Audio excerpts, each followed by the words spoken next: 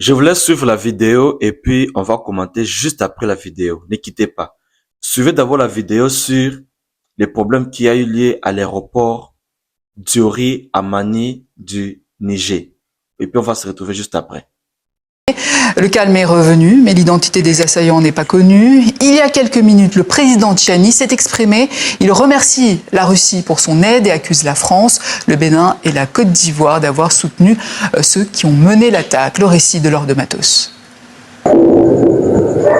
Sur ces images amateurs, relayées sur les réseaux sociaux, de longues traînées lumineuses dans un ciel noir près de l'aéroport de Niamey. Des tirs de la défense antiaérienne nigérienne. Les riverains rapportent que des rafales nourries et de fortes détonations ont été entendues à partir de minuit et jusqu'à environ 2 heures du matin dans la nuit de mercredi à jeudi. Le calme est depuis revenu, mais l'aéroport reste quadrillé et inaccessible. Les habitants du quartier demeurent sous le choc. Ça a eu lieu vers minuit, 1 heure du matin. Je somnolais quand j'ai entendu du bruit. Je me suis réveillé, certains de mes voisins étaient rassemblés dans la rue. Et tout d'un coup, les tirs ont commencé. Ça m'a brisé le cœur et après, on n'a pas retrouvé le sommeil. Tous les habitants du quartier Pays-Bas ont veillé jusqu'à 5 heures du matin. Le président général Tchiani s'est rendu ce jeudi matin sur les lieux de l'attaque. Attaque djihadiste, mutinerie au sein de l'armée dont est issu le chef de l'État qui a pris le pouvoir à la suite d'un putsch en 2023. Toutes les pistes sont envisageables. Situé à une dizaine de kilomètres de la présidence nigérienne, l'aéroport de Niamey est stratégique puisqu'il abrite la base 101 de l'armée de l'air nigérienne, une autre base de drones et le QG de la force unifiée créée par le Niger, le Burkina Faso et le Mali pour combattre les groupes djihadistes qui endeuillent les 3 pays. Un important stock d'uranium y est aussi entreposé depuis plusieurs semaines.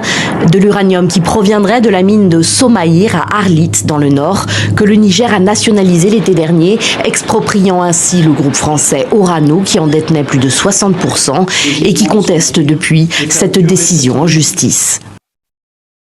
J'espère que vous avez suivi les reportages de TV5 par rapport aux attaques qui avaient eu lieu entre le 28 et le 29 janvier 2026 à l'aéroport Diori Amani de Niamey. Pourquoi seulement l'aéroport a été ciblé? Premièrement, l'aéroport international Diori Amani a été ciblé parce que c'est un lieu stratégique.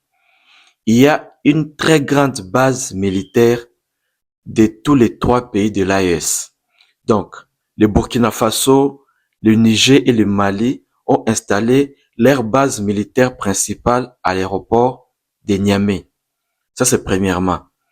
Et de deux, la résidence principale du président Tchiani se trouve à quelques minutes de l'aéroport.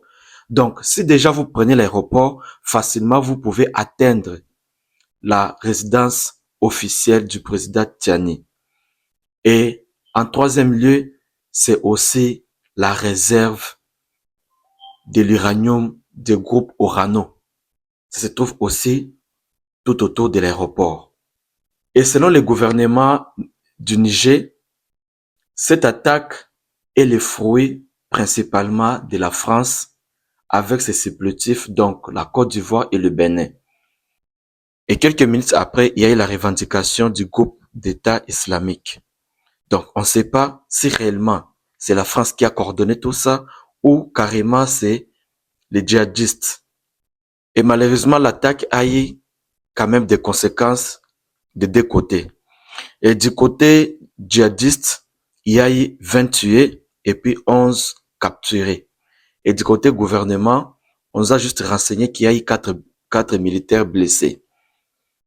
Et aussi, pendant qu'il y avait attaque, donc, entre 1h et 2h du matin, il y avait l'avion civil de Air Côte d'Ivoire qui était au tarmac et pendant l'accrochage, l'avion a eu des balles.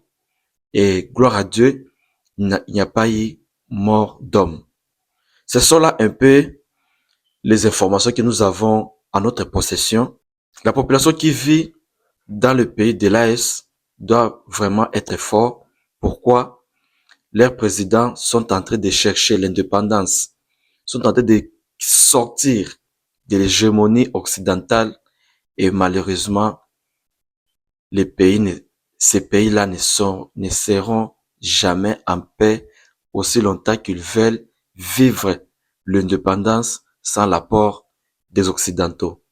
Donc, le président Tiani, le président Ibrahim Traoré et Assimi Goïta doivent encore renforcer plus de sécurité pour non seulement sécuriser les frontières de leur pays et surtout éviter les attaques terroristes. Les terroristes sont armés par la France. Ça, au moins, tout le monde le sait. C'est maintenant au président de ces trois pays de prendre beaucoup d'engagements, de renforcer encore plus de sécurité pour sécuriser leur population et surtout avec leurs biens. Merci et puis on va se retrouver à un autre numéro. Bye.